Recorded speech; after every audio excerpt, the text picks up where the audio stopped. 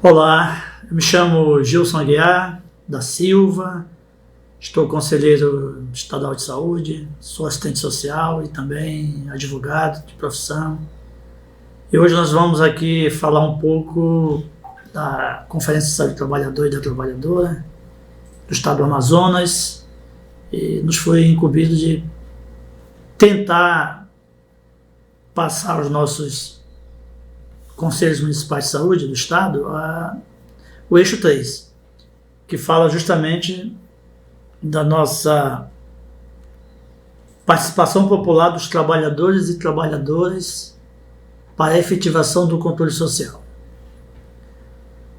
Então nós vamos iniciar aqui com essa frase aí, todos conhecem muito bem, né? Está na nossa Constituição, no artigo 1º, né, parágrafo único. Todo poder emana do povo. E aí nós fazemos algumas provocações relacionadas a isso, né? Será que realmente nós estamos exercendo esse poder? Então nós iniciamos aí com a apresentação da nossa 8ª Conferência Nacional de Saúde, que foi um marco histórico para o nosso sistema de saúde, né? E a criação do SUS e a nova Constituição Cidadã, com a participação popular, foi a palavra de ordem, né? A 8ª Conferência Nacional de Saúde, ela se deu em 1986. Ela realmente foi um marco, né, para o nosso sistema de saúde, porque a partir dessa conferência foi que nós pudemos efetivamente participar das decisões que passariam a ser tomadas a partir desse processo no nosso sistema de saúde. Foi a partir dessa 8ª conferência que nós podemos provocar os nossos parlamentares e garantir na Constituição de 88, 2 anos depois, a Lei 8080 e a 8.142. Né? A 8080 já surge em 90, a partir da aprovação da nossa Constituição, Constituição Cidadã, e a 8.142, que é a participação popular, né? Até 86, a participação da população, do usuário, do trabalhador nas conferências não existia. Era apenas conferências que eram conduzidas por gestores, né? Com determinações. A partir de 86, com a 8ª conferência, nós passamos a fazer parte desse processo. A população, propriamente dita, e os trabalhadores também. E aí nós temos aí a criação do SUS, que se deu através da Constituição de 88. Em 90 nós temos aí a Lei 8080 de 90 e a 8.142, e a criação da nossa Constituição Cidadã, né, que nós passamos aí a realmente fazer parte de todo um processo de discussão. A primeira conferência, ela se deu no nosso país, de saúde do trabalhador, se deu no mesmo ano em que ocorreu a conferência da 8ª, né, e nós realizamos aí a primeira conferência do trabalhador. E aí nós temos a conferência, a partir de 86, nós temos aí a criação do SUS e os princípios que nortearam todo o sistema, né? A universalização, o acesso deve ser garantido a todas as pessoas, independentemente do sexo, raça, ocupação ou outras características sociais e pessoais. O acesso deve ser universal e igualitário. Então não existe uma diferença entre brasileiros. Todos somos iguais diante do SUS. Não há uma diferenciação de quem é mais alto ou mais baixo, de quem é gordo, magro, de quem tem dinheiro e de quem não tem, de quem trabalha de carteira assinada e de quem não tem carteira assinada, que é autônomo, né? Então, a partir da universalização, nós temos aí uma equiparação.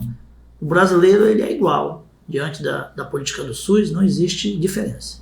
Nós temos a equidade, né? O Estado deve tratar desigualmente os desiguais, investindo mais onde assim for necessário.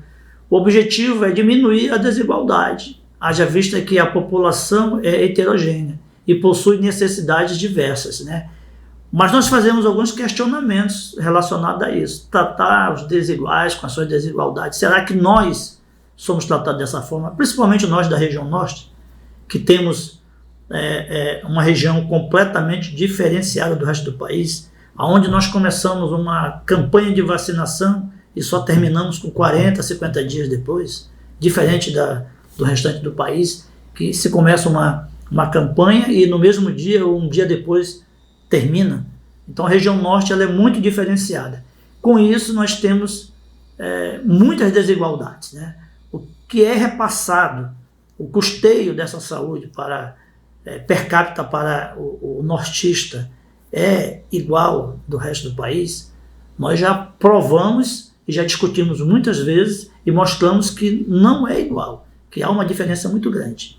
O nosso custeio é muito maior do que o restante do país. E aí nós temos a questão de uma discussão que nós fazemos em todas as conferências, que é trazer de volta a discussão do fator amazônico, discutir a região amazônica dentro desse contexto da saúde, né? Mostrar a nossa diferença para o restante do país.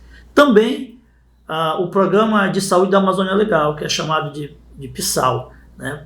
Para que nós possamos equiparar esse custo, né? O que nós temos necessidade para manter o nosso SUS no nosso estado. Então nós temos esse debate muito grande, que é essa diferença que há, e trazendo para o sistema, nós queremos ser iguais ao restante do país. É muito difícil, pela nossa geografia, as nossas estradas são os nossos rios, então há uma diferença muito grande. Para se fazer saúde no nosso estado, não é muito simples. Nós temos aí a integralidade, né? Todas as necessidades das pessoas precisam ser atendidas a partir da integração de ações, incluindo a promoção da saúde, a prevenção de doenças, o tratamento e a reabilitação. Então é aquilo que nós sempre discutimos. A atenção primária cuida do básico ali embaixo, né? vai orientar, prevenir, e nós temos a média e alta complexidade, né? Com o tratamento, né? E a reabilitação. Então são situações que nós já trabalhamos no sistema único, mas que precisa ser sempre revisto, tendo em vista que em alguns estados, alguns municípios, em muitos dos casos, eles misturam as suas ações. Aí nós temos um pouco sobre os conflitos capital-trabalho, né? Saúde do trabalhador e da trabalhadora como direito humano. Foi marcado pelas lutas populares com um principal objetivo de reduzir o abismo social e pelas injustiças impostas pelas classes dominantes, que sempre tiveram o domínio de várias situações no país, né? As classes econômicas e aquelas classes mediáticas, né? A comunicação, da forma em que ela é feita, principalmente nos dias de hoje, é muito perigoso, é muito complicado. Nós temos as mídias aí, que basta um clique e você já divulgou uma informação, um fake news, uma informação falsa. Então nós precisamos prestar muita atenção com relação a essa situação. Temos aí a retomada da organização dos movimentos sociais e sindicais de todos os trabalhadores e trabalhadoras. Posto isso, precisamos agir coletivamente para exercer melhor nossa participação política, né? Nesse momento nós temos uma reorganização dos movimentos sociais e sindicais, onde juntos tiveram muitas conquistas, né? No exercício do voto, né? Nós precisamos saber realmente escolher os nossos representantes, e nós fazemos muitos questionamentos relacionados a isso. Será que nós estamos sendo bem representados? Será que estamos escolhendo bem os nossos representantes? Será que quando esse político chega no poder, na esfera de decisão, ele realmente volta a consultar aquela população que o elegeu? Será que realmente isso acontece, né? São os questionamentos que nós fazemos. A participação comunitária, né, se dá no dia a dia. Nós sabemos que todos os dias os movimentos sociais, a participação comunitária, ela é muito efetiva, né? Também se dá através dos nossos conselhos de saúde, né? A participação comunitária ela vem nos conselhos locais de saúde, nos conselhos distritais, conselhos municipais e conselhos estaduais. É o que nós fazemos, né? Uma participação comunitária efetivamente. No dia a dia, nós buscamos transmitir as informações da comunidade para os órgãos da saúde e também levamos as informações para a comunidade. Então, ela se dá através desse processo. Conselhos locais de saúde, conselhos distritais, conselhos municipais e estaduais. Nós temos aí a participação cidadã e a participação popular. A participação cidadã ela vai abranger tudo isso. É tudo aquilo que nós temos na nossa vida, né? Discutir a saúde, a educação, o meio ambiente, o saneamento, a política mesmo, propriamente dita, a política partidária, né? Então é a nossa participação cidadã. Ela se dá no nosso dia a dia. A participação em saúde do trabalhador e da trabalhadora no processo decisório sobre a política pública e ao controle sobre a ação do Estado. Nós temos que ter esse controle, nós temos que saber o que o Estado realmente está fazendo, que tipo de política social, quais as ações que o Estado está desenvolvendo, nós precisamos saber, para que nós possamos até contribuir, né, com essas decisões. A participação da comunidade no cotidiano do serviço de saúde, que se dá através desses conselhos locais de saúde, dos conselhos distritais e municipais. Nós precisamos buscar essas informações e tentar trabalhar para que sejam construídas políticas de saúde dentro daquele nosso cotidiano, né? Das unidades básicas de saúde, na unidade de média e alta complexidade, são as policlínicas, as UPAs, os SPAs, as maternidades de pequeno porte. Então nós precisamos participar efetivamente desse processo, né? E se dá também através dos conselhos locais de saúde. Nós temos aí uma campanha que o Conselho Nacional de Saúde vem fazendo para que seja implantada em todos os municípios do nosso país os conselhos locais de saúde. Nós já temos aqui no estado do Amazonas alguns municípios que já têm conselhos locais de saúde. Especificamente em Manaus, com 81 conselhos, né? Então nós precisamos avançar. O Conselho Estadual de Saúde precisa trabalhar essa política para que nós possamos levar até os municípios e trabalhar de uma forma que os conselhos municipais implantem os conselhos locais nos 61 municípios que nós temos no nosso estado. Nós temos as conferências, que é o macro da discussão na saúde, os conselhos de saúde, que devem observar as deliberações das conferências de saúde, né, para que ele possa construir um plano de trabalho e aí trabalhar com a população.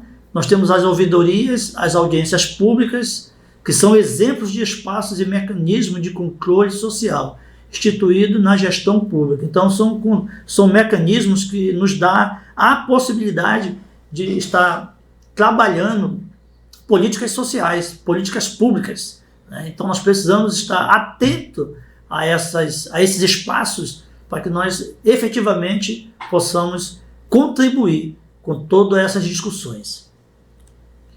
Nós temos aí um levantamento que foi realizado pelo Departamento Intersindical, né, de Saúde do Trabalhador, em parceria com o Conselho Nacional de Saúde, que ele mostra que atualmente nós temos apenas 271 comissões de saúde do trabalhador, né, sendo 27 estaduais e 244 municipais. Então é muito pouco ainda. E nós já no Conselho Estadual de Saúde estamos com uma proposta de, além de capacitar os conselhos municipais, já esse ano ainda, trabalhar essa questão dos conselhos locais e também a questão da implantação das comissões de saúde do trabalhador nos municípios. Já temos essa proposta, vamos levar isso aí para que o Conselho discuta e nós, se Deus quiser, colocaremos essa discussão e será um dos pontos das nossas capacitações para que nós possamos implantar essas comissões de saúde do trabalhador nos municípios do nosso estado. Estão definidas pela Política Nacional de Saúde do Trabalhador, no seu artigo 14, e envolve um suporte técnico de educação permanente, uma coordenação de projetos de promoção, está isso na política da saúde do trabalhador, né? Já é uma coisa bem visível, nós sabemos que existe, agora precisamos implementar efetivamente essa política. Todo ser humano que trabalha tem o direito a uma remuneração justa e satisfatória, que assegure assim, como a sua família, uma existência compatível com a dignidade, né, com as garantias de remuneração digna e o descanso e férias também. Então nós precisamos trabalhar de forma que nós tenhamos né, condições de manter a nossa família, né, garantir os nossos direitos, uma remuneração que venha a nos dar condições de ter um mínimo de dignidade, né? O nosso descanso, as férias, isso aí já é garantido pela nossa CLT, né? Então precisamos só realmente rediscutir, não deixar que esses pontos sejam esquecidos. Avançar depende da revitalização da participação e do controle social, então esses avanços realmente vai precisar de discussões, né? É isso que nós estamos fazendo, realizando a 3ª Conferência Estadual de Saúde do Trabalhador, buscando parceria com os municípios para que eles possam também realizar suas conferências. A nossa meta é 50% ou mais dos nossos municípios, então nós precisamos realmente revitalizar, discutir mais, buscar mecanismo, propor para que a política de saúde do trabalhador efetivamente seja efetiva no dia a dia do nosso trabalhador. E aí nós temos uma linha do tempo aí das conferências de saúde do trabalhador, né? A primeira foi em 1986, logo após a 8ª conferência, né?